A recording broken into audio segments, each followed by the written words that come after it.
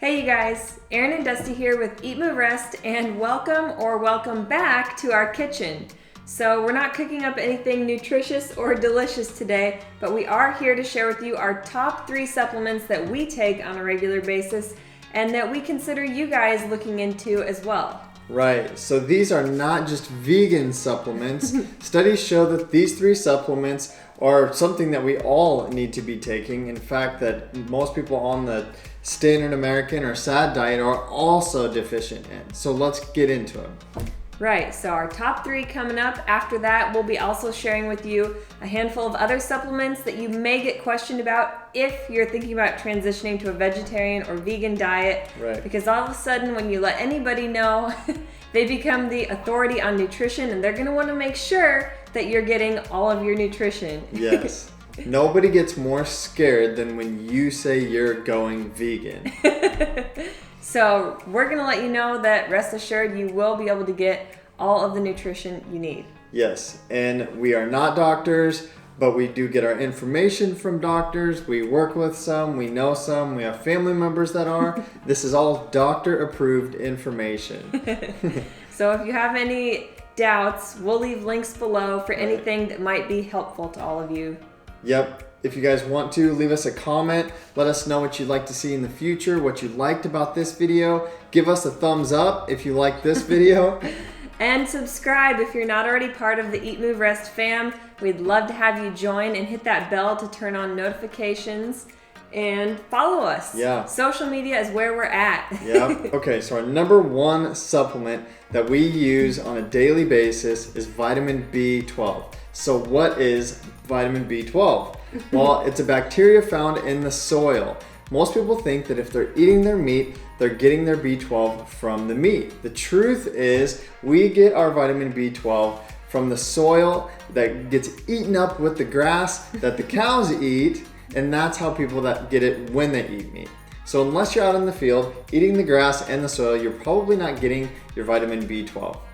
Right, so at one point in a perfect world, we were just eating produce from the land, and of course it had the bacteria on it. But number 1, our soils have become depleted. Yep. Number 2, when you go to the grocery store, all of our fruits and veggies have been hyper-sanitized. Yep. So needless to say, you're barely getting any, if at all, from that source. Vitamin B12 is crucial to your health because it helps in brain and nervous system function and the formation of red blood cells, so on and so forth. If you're deficient in it, you're probably going to feel lethargic, maybe numbness or tingling in your limbs. We don't want any of that to happen to you guys. No. So there are several different forms and ways that you can take vitamin B12. There are injections, number 1, which we used to get. Sometimes if you're feeling real low and down, an injection might be just the mega boost that you need. Yep. But on a regular basis, our favorite is this spray that goes under the tongue. It's sublingual, it helps the absorption rate. Yep. And it's completely vegan. It's everything you need. We take it about every other day, actually. There's also lozenges, pills, drops, you name it, whatever form you prefer. Yep, we have tried all of them. Like Erin said, the injections, it's a shot. You'll need to go to your family practice physician to get that done. We've done that. We currently do the spray bottle. We've done the under the tongue lozenge, and we've taken the pill form. They all seem to work just fine. Our blood work says so. So take your pick. We've got some links below, and go for it yourself. One last important thing to note is that some people's bodies have difficulty absorbing vitamin B12, so there is actually what's called a methylated version, which helps with the bioavailability in your body, something to take into account. This Garden of Life brand actually is methylated, so that's what we prefer, just to play it safe. Yep, and again, you go and you get your physical and your blood work done, your physician will be able to explain that to you more, and he'll let you know if you're showing the analog version of B12 or the real form of B12. So just follow up with your physician, get your blood work done first and foremost before you start taking any kind of supplement regimen. Okay, our second supplement for optimal health is vitamin D3. So where do we get vitamin D and why do we need it? Well, first and foremost, we get it from the sun. Why is it so important this time of year? Obviously, especially in the northern hemisphere, you Aussies are in summer right now, but we aren't. We need vitamin D because we're not getting it from the sun. So doctors recommend that in order to get proper vitamin D, you'll probably need about 15 to 30 minutes of direct sunlight daily. But like Dusty said, especially in the wintertime, we're probably not getting as much as we need. And even if we are out in the sun, our bodies may not be absorbing it properly. Right. So supplementation, again, is huge because vitamin D3 helps our immune system, helps to ward off depression. It's great for overall bone health and so much more. So you want to be on a supplement. Right. And again, this is not just a vegan thing. This is an everyone thing, especially this time of year. In winter, you tend to feel slow, depressed, groggy, all of these things. And vitamin D plays a huge role in keeping your mood up, your energy up. So get on a good supplement. Yes, again, this one comes in many forms. There can be pills and drops. We've done them all. There's sprays, just like the B12. But whichever way you prefer, get on it. But more importantly, also try to get that outdoor time as well. That would be like our number one, especially in the summertime. You better believe we're out in the sun all day till sundown. Yep. Okay, so our third and final supplement for optimum health, whether you're vegan or not, are your omega-3 fatty acids. So you can get these from your diet. We recommend flax, hemp, or walnuts actually, and we throw those in our smoothies. We eat walnuts, but it's never quite enough and we're not quite sure, so a little extra wouldn't hurt. We take this algae omega oil. Yes, so there are two different types of omega-3 fatty acids. You've got your short chain and your long chain. Short chain, you'll see it called ALA, which the nuts and seeds are very high in. In fact, if you do a tablespoon of chia or flax seeds into our morning smoothies, that's what we like to do. You're probably going to get all that you need.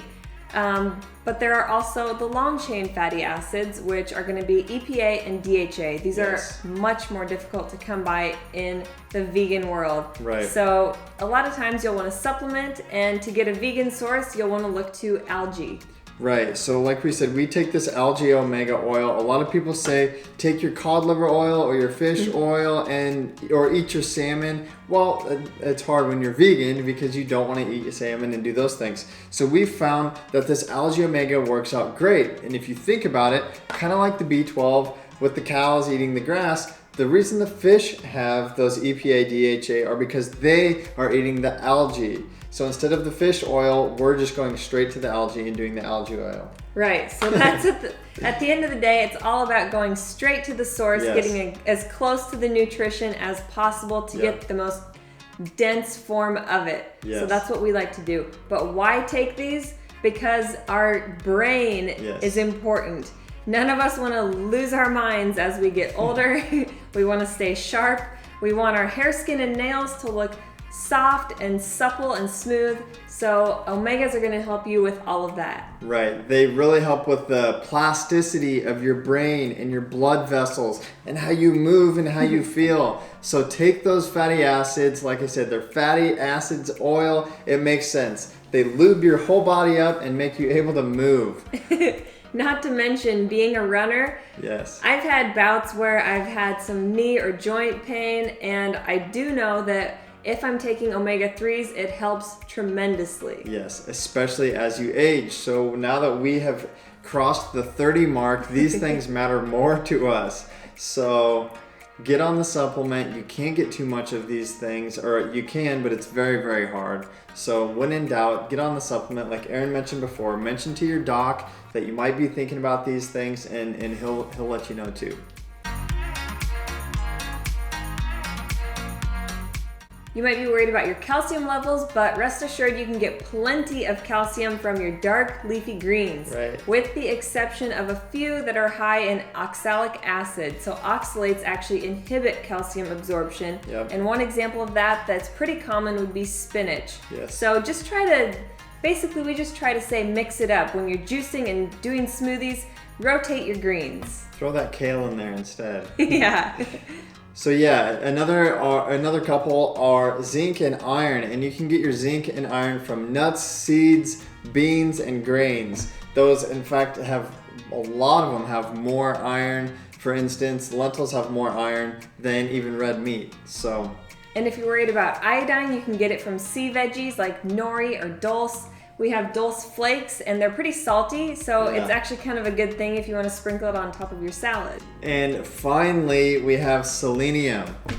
Yeah, this one's actually kind of a little fun fact from Dr. Greger himself. He says if you eat just 1 Brazil nut a day, you'll probably get all that you need as far as selenium goes. So on that note, this is our recipe for the day. So we just covered a lot of vitamins, and if you're thinking, I'm just gonna take a multivitamin, you're probably just gonna end up getting a lot of stuff you don't necessarily need. Yep. If you focus on eating whole foods, plant-based, you're going to be getting almost everything that you need. Yep. And one way we like to take our multivitamin is with a whole fruit and veggie green smoothie. We'll put the link below to our favorite recipe, and it's literally like a multivitamin in a delicious glass. Right. Yeah, I seriously sometimes think that after that morning smoothie, I could eat French fries for the rest of the day and still call myself a vegan and probably still get everything I need. That smoothie has it all. So. Right. So there's always that too. Don't worry about the multivitamins. Yeah. So again, this is what works for us. We aren't physicians, but we have got tested. These are the things that we take. The 3 that we mentioned before are the 3 supplements that we take almost daily. Yes, so like Dusty said, we got our blood work done and then we went from there, and that's what we recommend you guys doing too, before you just jump right into some regimen thinking that you may or may not need something. So get your blood work done, and on that note, we'll probably have a blood work video for you guys because we really want to show you our vegan blood work results just to prove that you can be healthy on this lifestyle. Right, and you will be healthy. And you will be even more healthy. So if you guys enjoyed this video, give it a like and leave us some love below. Maybe let us know what kind of supplements you're into or any questions you might have. We'll try to help you answer those. And if you haven't already, hit that subscribe button, join the EatMoveRest fam. Yep, follow us on social media, all forms, Facebook, Instagram, Pinterest, Snapchat, we're there. DB Stanzik and Aaron Stanzik. We'll see you guys next time. Eat, move, and rest. Your best. Bye.